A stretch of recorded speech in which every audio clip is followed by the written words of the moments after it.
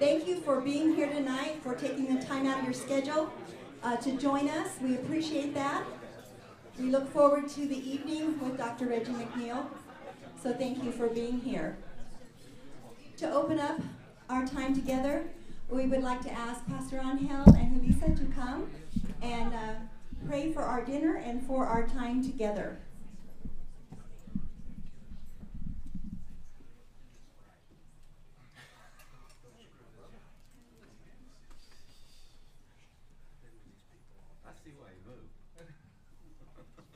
Vamos a orar todos juntos. We're going to all pray together. Padre, te damos gracias Heavenly Father, we thank you this afternoon por esta oportunidad que nos das de estar juntos. for this glorious time they give us to be together. Que así como tu palabra nos enseña, Just like your word teaches us, que donde estamos dos juntos en armonía, tú envías bendición. where two are gathered together, you will send your blessing. Te suplicamos, Señor, que bendigas estos alimentos We ask, Lord Jesus, we pray that you bless this dinner y que bendigas nuestra comunión and that you bless our communion together, our fellowship, y que todo lo que oigamos sea de beneficio para nuestras vidas y principalmente para esta ciudad que tanto amamos. and that may everything that we hear be a blessing to us, to our ears, for this city, Lord Jesus, that we so much love. En el nombre de Jesús, gracias, Señor. In the name of Jesus, thank you. Amén. Enjoy your time together. Thank you for joining us this evening, and we have invited Dr. Reggie McNeal here. How many of you have read some of Reggie's books? Some of you have, very good. You're in for a treat tonight. He's all the way from the East Coast and has figured out Tucson has its own way to do business, to do church, to do partnering. And so would you welcome with us Dr. Reggie McNeal.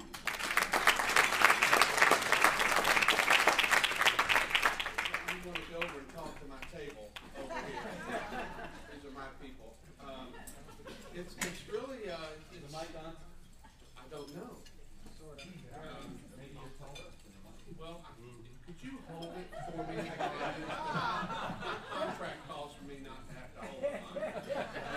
So it's part of that green room stuff. Thank you. And I did ask for a larger piece of meat tonight. Wow, that's huge. And now you know what the whole day's been like. Listen, if I have to sit through this, I've heard what I've got to say before. It's not that good. So I'd rather take questions and just comment on other people. Who are these people? And why didn't they come there? Did you get their money? That's what I want to know. How much money did you lose on this case? That's over. Those free books, bring them back. Y'all doing all right? Everything good back in the kitchen? Yeah, we're glad. You guys have a great spirit, except the guy at our table. It won't. That's Richard. He's been here before. All right, now I'm going to start over. It's too late to start, but I want to thank you for letting me come persecute Christian leaders here in Tucson. You don't get enough persecution from church people, so you import speakers in to do it for you. And I had a great day with some of your leaders, and almost everybody in the room I had a good day with. And I'll let you self-select in or out of there. And what I'm especially intrigued about, though, I had a friend of mine just yesterday call and say, "Where are you going next?" I said, "I'm going out to Tucson." "What are you doing out there?" "Well, I'm going to go help some folks get out of the church business and into the people business." And I said, and it's at their invitation. And I said, they really want to bless their city. And I can't think of a better way to spend a day than to help people who have figured out that that's the business we're supposed to be in. Now, I'm going to say a few things about the church and the kingdom, and about a little bit of alignment that's got to come along for you to feel, really good about and really to support what you're doing from a theological and biblical point of view. Because because it's, hey, I'm done here trying to give a speech. Let me get in your way. All right. Hey, what kind of respect is this? You want some coffee? You'll get it. Yeah. Apparently I will from now on, get my own here too. All right. But there's I grew up in a tribe. I mean, my dad was a pastor, bivocational pastor. He had a 7th grade education. He graduated out of got a GED when I was young. He was a Depression era kid. Had 7 brothers and sisters, and worked in the mill villages and the textile mills there in North Georgia. And so, I'm just a generation from a very different world, just one generation away. And my dad's older brother was a pastor, and my dad's dad was a pastor. My 2 older brothers are ministers. My 2 sisters are married to ministers. We're the Levites over in North Georgia. It's a clan of us. We have, and I was determined to do something else besides going to the family business. But then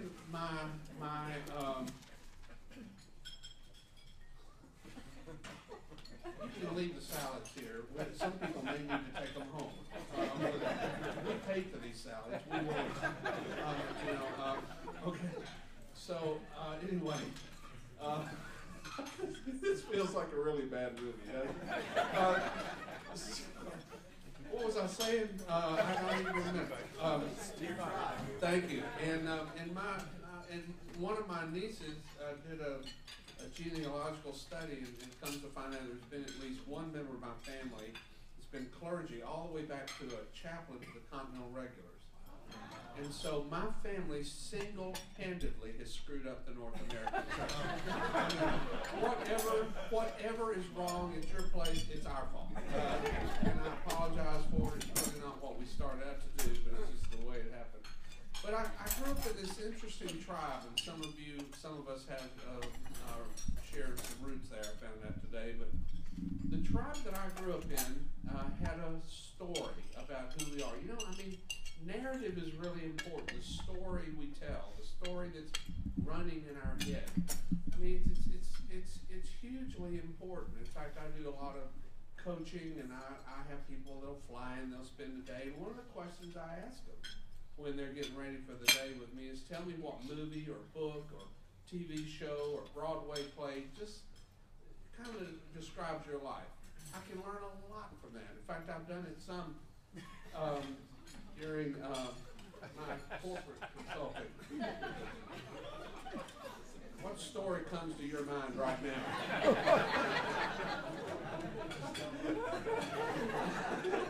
Let's take nominations.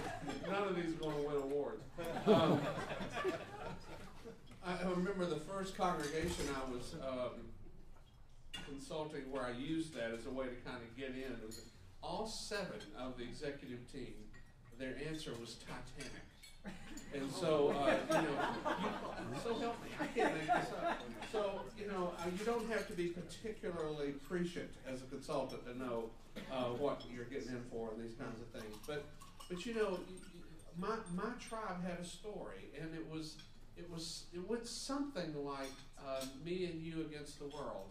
And mostly me. I'm not so sure about you. And there was a very church-centric flavor to the story. It was all about the church. I grew up thinking that the church was God's primary activity on planet Earth. I grew up thinking that really that was God's pleasure, just to really focus, and everything else was a prop for the main story, which was, him. I didn't even know then, it had not occurred to me that we start the Bible in a garden with no church, and we end the Bible in a city with no church.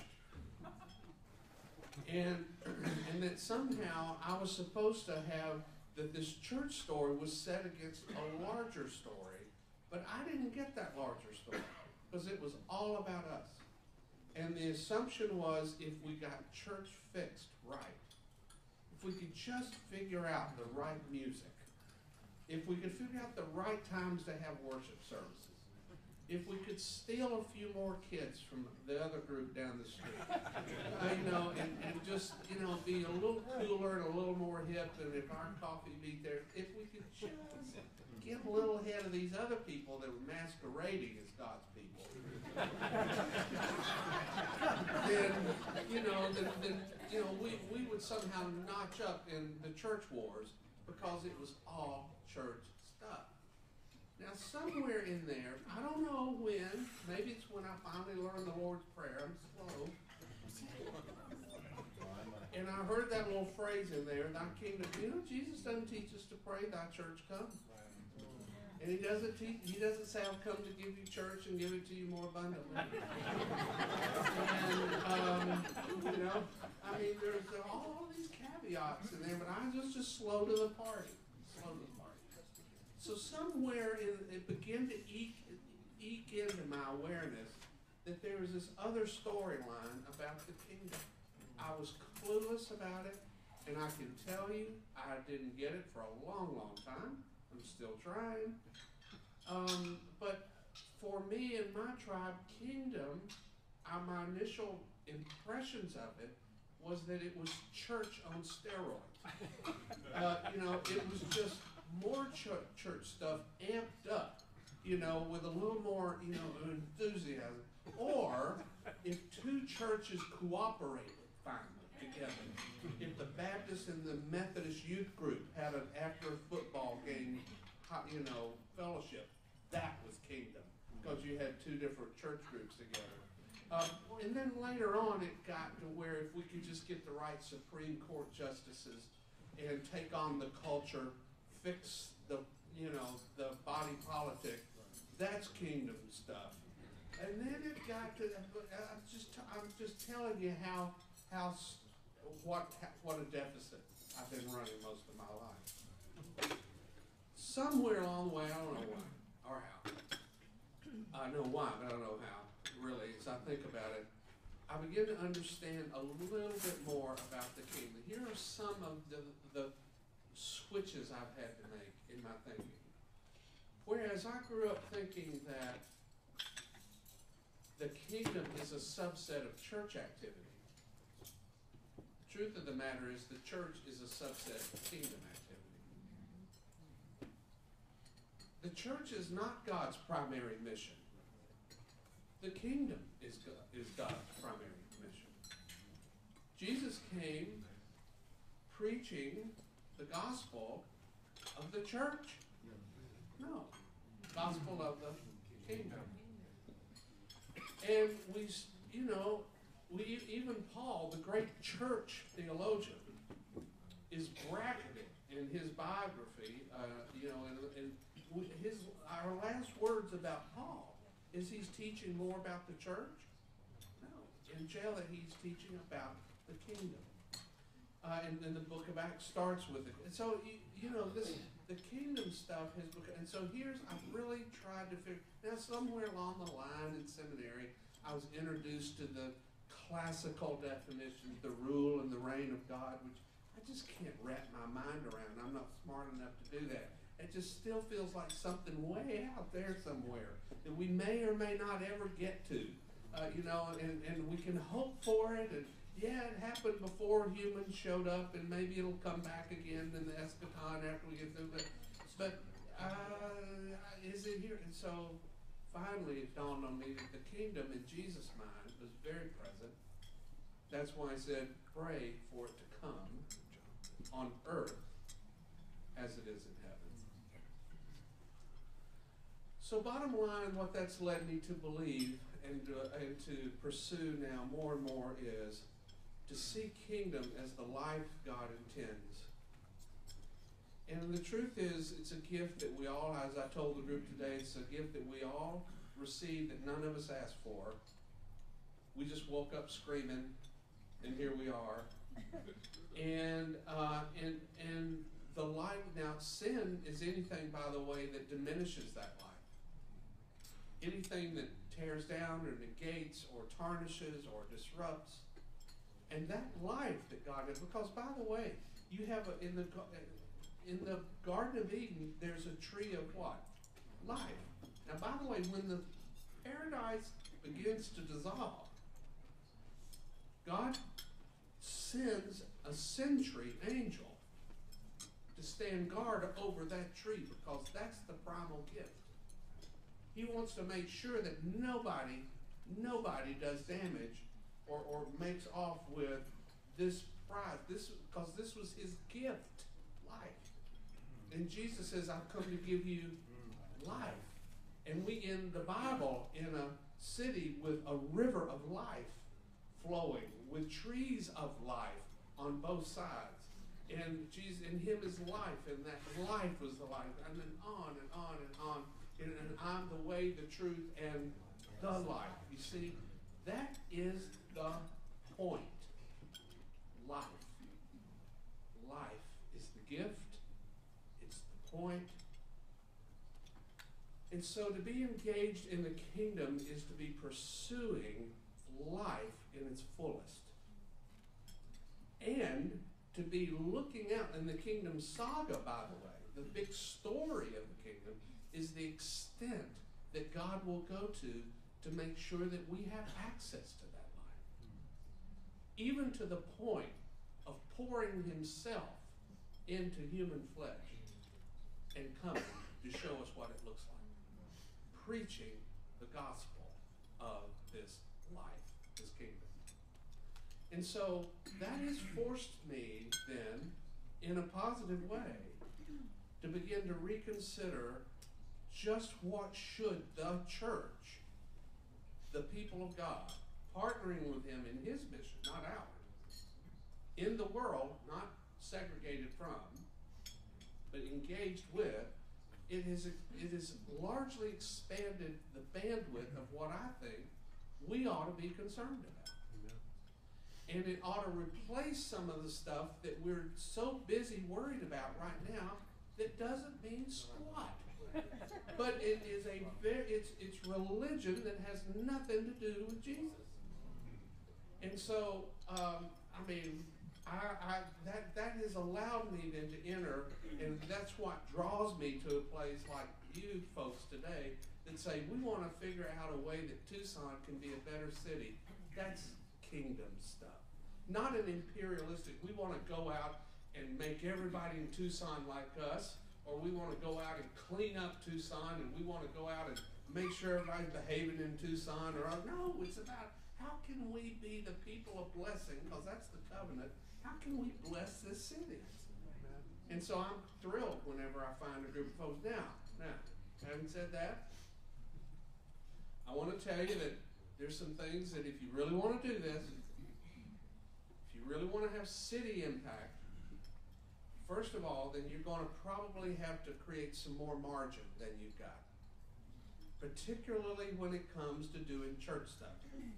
Because you're probably doing too much of it. Now, I wish that all church stuff was kingdom stuff, but I know better. And you know better. Now, I'm not talking about your church. I'm talking about that next table. It's full of people that are busy doing church stuff. And so you have figured out that they could cut out a good portion of that. By the way, do you know that the North American church, we took in over $100 billion last year? $100 billion. Can you tell me why in the world, when we're collecting $100 billion a year, that any kid in Tucson doesn't have food to eat? Or shoes that fit? Or access to health care?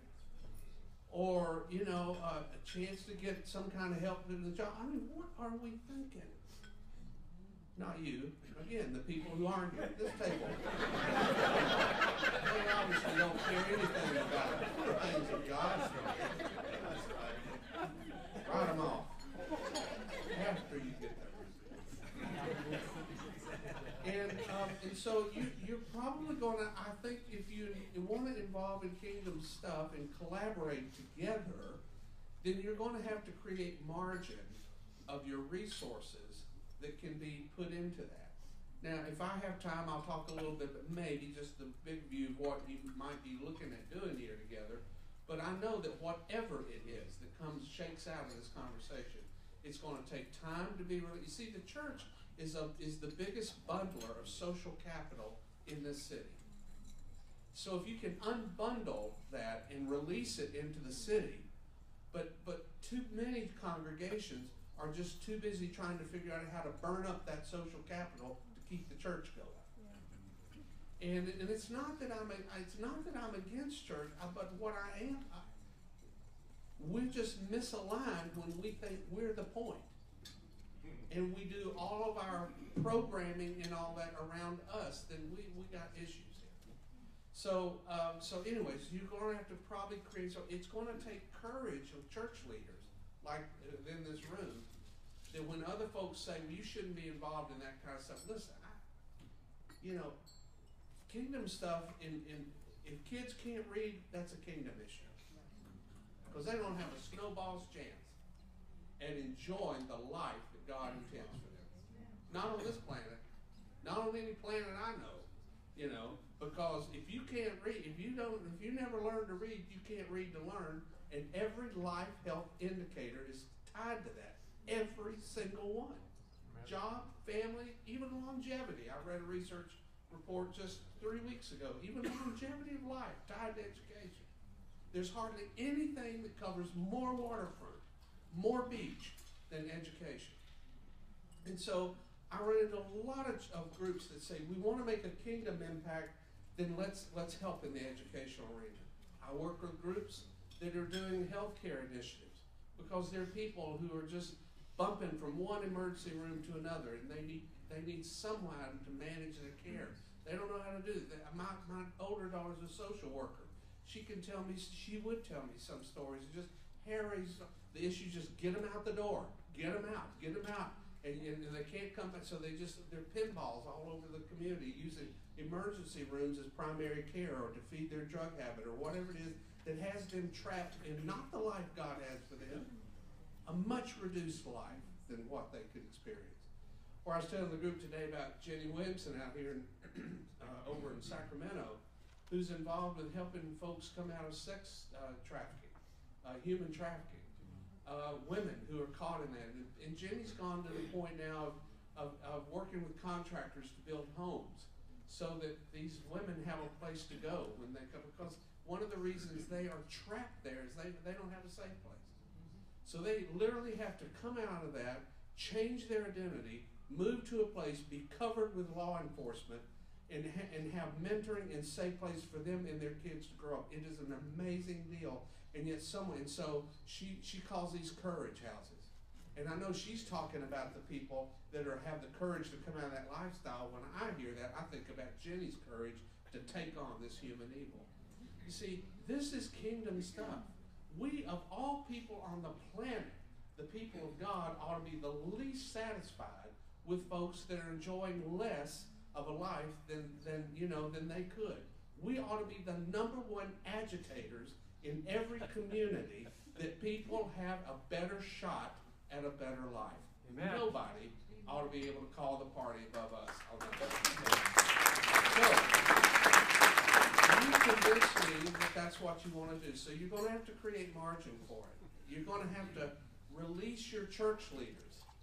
Now, I know a bunch of you may be here solo by yourself, but if I were dealing with your elders or folks that wish they were elders, wannabe, people that are lined up to tell you what to do, and how to do it, then I would say that you're going to have to allow your leaders time away from the stuff that we think that we pay them to do for us, for the club, so they have the time and the energy to develop the relationships and invest in the networking that's going to be critical to pull off a kind of a greater kingdom story here. I'll tell you another thing we're going to have to do. If you're serious about collaboration, then you may not. You make good care, but you wouldn't be here. I mean, you wouldn't have paid $88 a plate for this. Oh, you didn't pay that much? Could I get the rest of it? It's a little sidebar deal. So, you're going to have to change the scorecard. You know what the church scorecard is? Well, you know what the church scorecard is. How many people show up on Sunday, how much money they bring, how often they come, all that stuff. As if God cares about that. As if God looks at Tucson on a Monday, Right.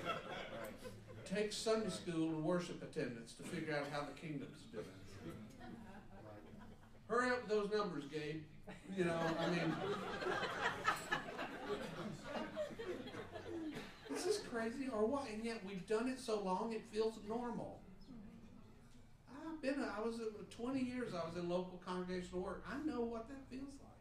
I did it with enthusiasm. And if we were up 2 people, it was a great, you know. So, I mean, I get that. I do. But you know what? It's the wrong scorecard. I used to say it's inadequate. It's the wrong scorecard. Let's just get to it. Because anything that is running a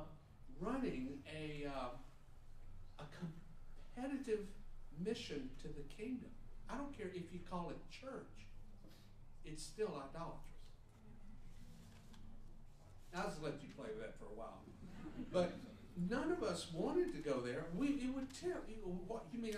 But I mean, even if we're not aware of it, we can be doing damage. So we've got to change our scorecard. In other words, I work with groups now that have decided that they're going to drive the number of hungry kids in their school district to 0 because hunger correlates with capacity to learn.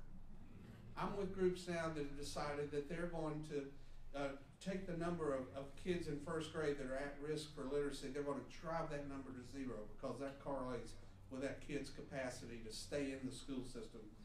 I work with people who have, who have decided, some very interesting, but it's a much different scorecard than any of us can pull off on our own. But it's the great thrill of working in the kingdom vineyard because it just beats the heck out of doing church. It's more fun, and people are better for it. By the way, the scorecard piece is really, really critical in lots of ways. But it really reflects our values. And I remember my kids, a couple of years ago, we went to Europe on vacation, and my kids are grown. They're, now 28, 30, so they're 26, 28 at the time. And they still go with us because I pay for everything. That's the way to keep the family together. You just pay for it. So, it's not hard. It's meal tickets for, a week in Europe, keep the old man happy. So anyway, my girls so I asked them, what do y'all want to do while you're and on both of their lists was a concentration camp. Now I can tell you that was not on my list. And but between Salzburg, we spent some time there, and then Vienna, right on the river, is Monthausen. 200,000 people went through there. At least 120,000 of them died. One camp. Takes all day to go through that. We drove out from Salzburg, and you do your little tour there with the headsets on, so you're together separately. And so at the end, and the last place you go on that little guided thing is those ovens. Those just palpable evil still. Spooky darkness. I wasn't prepared for this. I thought it'd be, We came out from that underground and back out to the courtyard, and we're all taking our headsets off, and Jessica, my older daughter, social worker daughter, Daddy, I don't get it. What, baby? Austria's a Christian country, right? I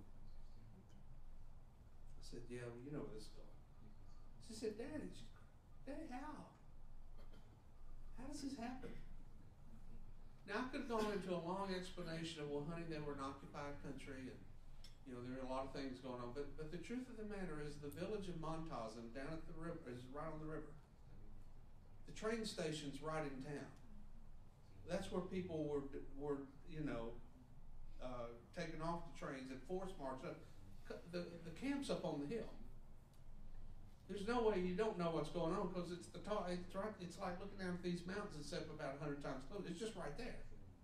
And they quarried to build the thing on the front side of the hill, and they were throwing bodies off on the back side of the deal. But I know that village went about its daily rat killing. Churches still went out there, tall steeple churches right down there by the river, probably had their potluck suppers, organ fund, annual drive, and while that's going on. Now it's kind of easy to get wholly righteous, indignant about why didn't they? But what came home with me, and the reason I keep the brochure right at my desk to remind me. What's going on in our area? While we're fooling around, fiddling and having our potluck suppers, and I just did a wedding. This big tape, doesn't it? Okay. I can't tell that story. It's a made up story maybe, but well, I'll tell it and then I'll let just as long as no one ever sees the story.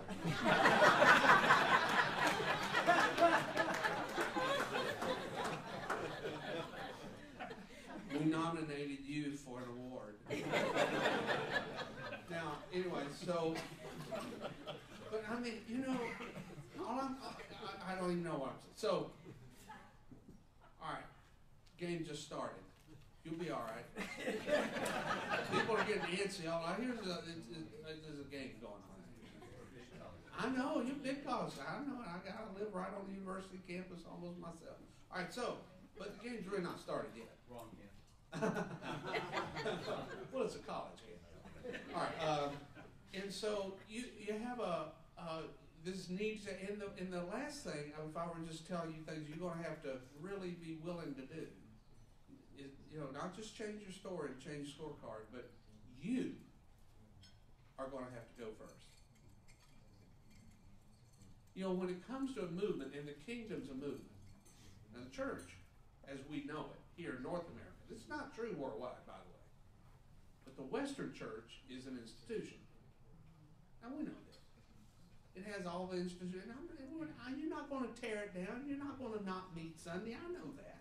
I'm not even asking you to. Don't hear things I'm not saying. Because I actually believe that the organized church, I work every week with people who are in that system who are desperately trying to recalibrate what they're doing to be the people of God in their community and to bless them. That's who I'm working with.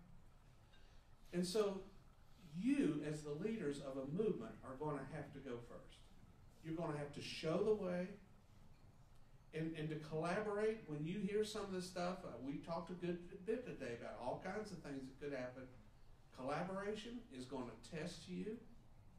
It's going to challenge a lot of pre-assumptions. It's going to challenge some behaviors. It's going to, because we've not done well as the church community in playing well together in the sandbox. We've been really good about throwing sand at each other, and we've been good about telling people they need to leave now because they're not nice. And this is our sandbox.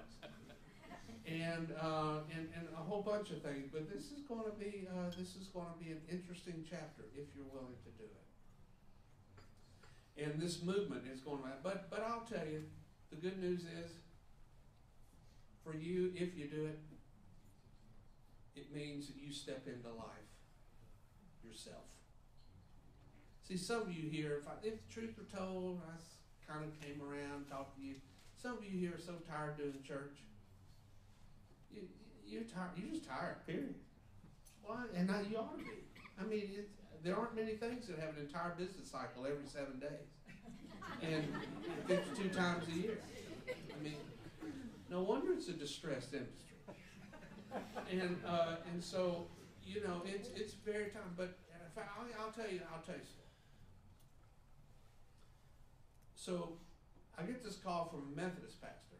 He's on sabbatical in Hawaii. Of course, where all sabbaticals should occur. Somebody say, what is a sabbatical? Well, he's a Methodist, so he doesn't have much to do. Where are the Methodists here? I just want to see. We don't have any. See there? They're all on sabbatical. That was this table.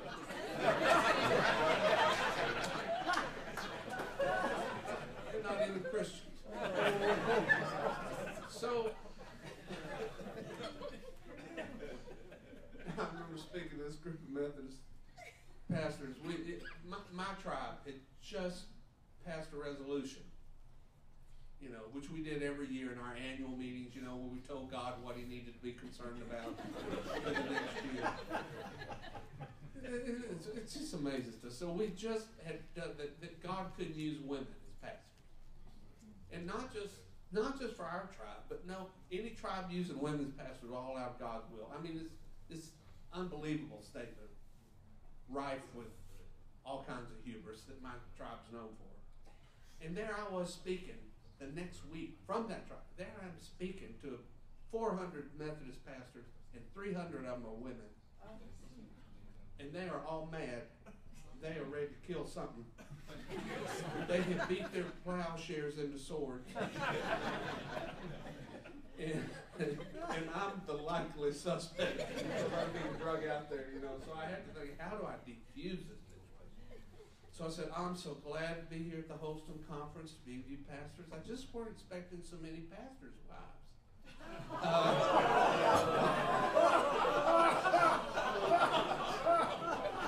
I mean, all the air went out of that room. You idiot! You know, they're looking at me. You can't be out there. Anyway, I had to do something. Anyway, so then I told them our daughter, Susanna's named after Susanna Wesley. You know, just made up stuff, right? But so anyway, so this method, that's actually it is true. She is. So this Methodist pastor, he says, I've about had it. He says, I've been at my congregation 25 years, now which is rare in that, you know, in that tradition. It either means you're really, really good or you have compromising photographs on the bishop. And so he says, and I have built this thing, and he says, and it's eaten my lunch. I don't think I have anything left. And he said, but I read Present Future, some of the stuff you wrote. I thought I was crazy, but you're saying some stuff that I think is right. I said, of course you're crazy. And I said, but come on, let's talk about it. Let's be crazy together. So I invited him up to Dallas, and we were having a meeting with some people that were trying to figure out how they could do some stuff in their community. And he got it. Boy, I mean, of course, he already had it. He just didn't have language for it. He had the pain. He just didn't have how to communicate this. So I made a comment or two about education, just like I've done here. And he went back and in 3 months raised $1 million, started a campaign. He pastors in the Cy-Fair school system, which is the Cypress and Fairfield school system meshed together, 110,000 students, and in 42 Title I schools. And if you don't know what a Title I school is, it's a third world country. That's what a Title I school is. I mean, I talked to one principal who is a pastor of the Title I school, in another situation, 800 students, over 400 don't even speak English. Multiple nationalities, no parent support group, because anytime they call up anything in school, the parents just think this is just a move to, deport us. No, I mean, just incredible. So 40-something in this one school district, 42 Title I schools. He went back, raised $1 million, started the Cy-Hope Foundation for the Cy-Fair school system. He made Larry Durker the chairman of the board. Now, Larry used to pitch for the Houston Astros. And he started Durker's Champions, which is a baseball team for these younglings. So these kids would have a chance to belong to something that was organized, that wasn't a gang, and have positive role models, and have to abide by codes of conduct, and have their parents support it and behave. And so they started Durker's Champions. They started, and they're now up to several, and their goal, their epic win, is what my clients call their stuff. What would just really be an epic win is to put a Psi Hope Center, after school center by every Psi Fair Title I school. And I'm talking about a place where after school a kid can go, it's safe, they have a snack, they have someone to help them with their homework. They get art lessons by the Houston Art Council. They get music lessons by the Houston Symphony that comes there. They have, all the stuff that your kids had access to because they were smart enough to choose you as parents. But these kids hadn't made that good choice. And so, and they figured out how to do this on about $18,000 to $24,000 a year per center, using high school and college students to run it and staff it. And so you've got, and so this is the dream. And by the way, have I mentioned that they've gone from one Durker's champion in 2 years, one team, to over 30 teams in Durker's champion, that network? And have I mentioned that every family that was a part of the original Durker's Champs league team, not one of those families was anywhere connected with any organized spiritual anything, and now every single family not only are Jesus followers, but are participating in a local congregation as part of their spiritual health. Every single family. Not because it was an evangelistic campaign, but because it was a life campaign. Because it was a kingdom campaign.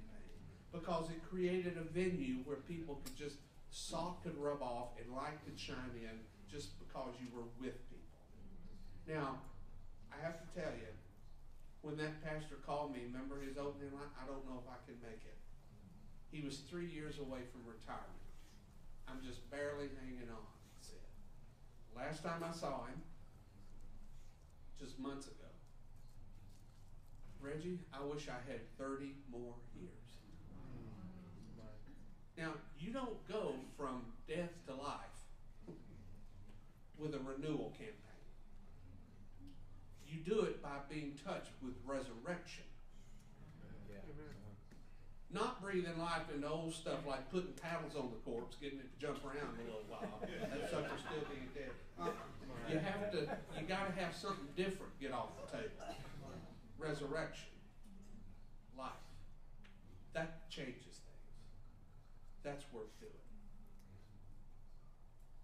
My final word, so you can get to the game. I know I'm under enormous pressure up here. You will notice the wait staff is no longer with us.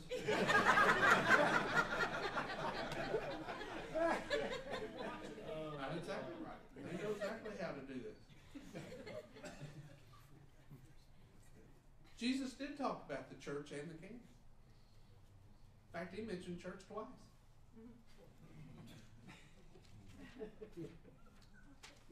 And one of those times is when he established it.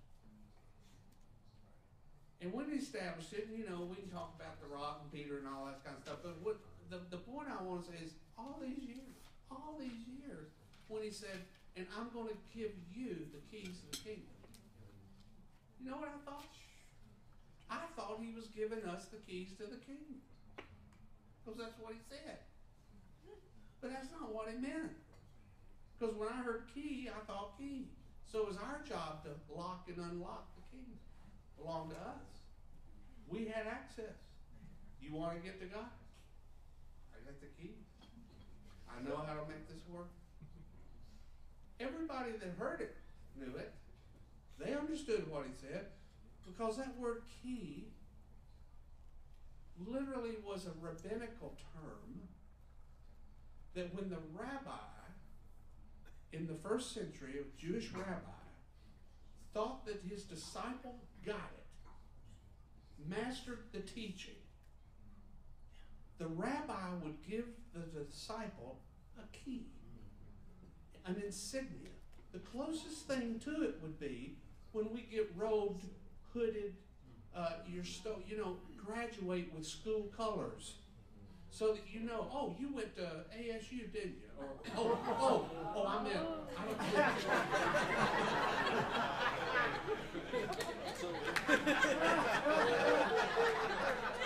which, of course, is outside the kingdom. Don't believe all this stuff.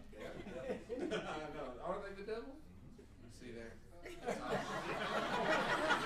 Well, I know you're not the angels. So,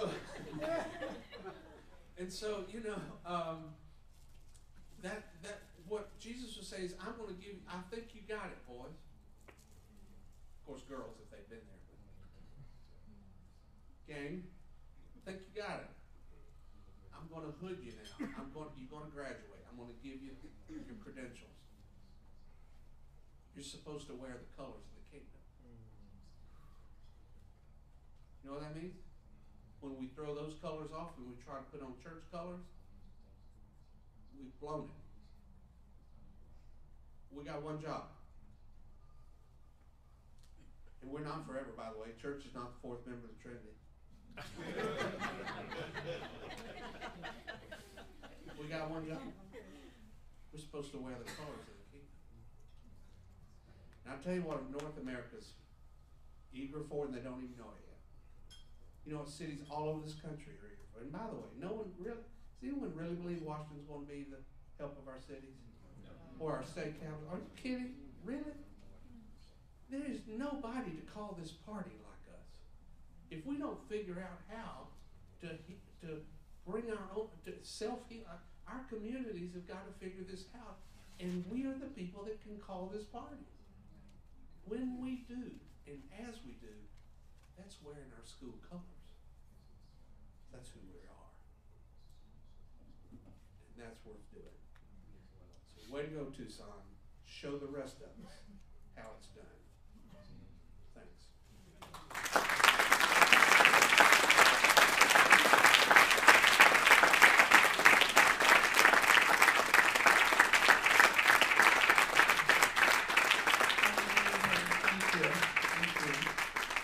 Brother Arthur, are you here? Arthur, would you come and close us in prayer as we end our evening together? Thank you again for taking time to be here. If you were part of the meeting today, would you just stand right now so that people around you know who to come to for the next kingdom stuff that's going to be going on? These are the ones who represented and invited you and who are together, willing to collaborate with all of you and bring life to our city. And it's a very exciting time, and we thank you for joining us in that effort and for Reggie for being here. And so, Brother Arthur, would you close us? Thank you. We can also pray. Father, we just thank you for everything that has transpired here on tonight and even earlier on today. We thank you, God, for an opportunity to have a greater understanding of the kingdom and how we can make an impact in our city. We pray, God, that everything that has been done and said on today and this evening will resonate in our hearts, that we would ultimately come to the decision that you have for us as it relates to city impact here in Tucson.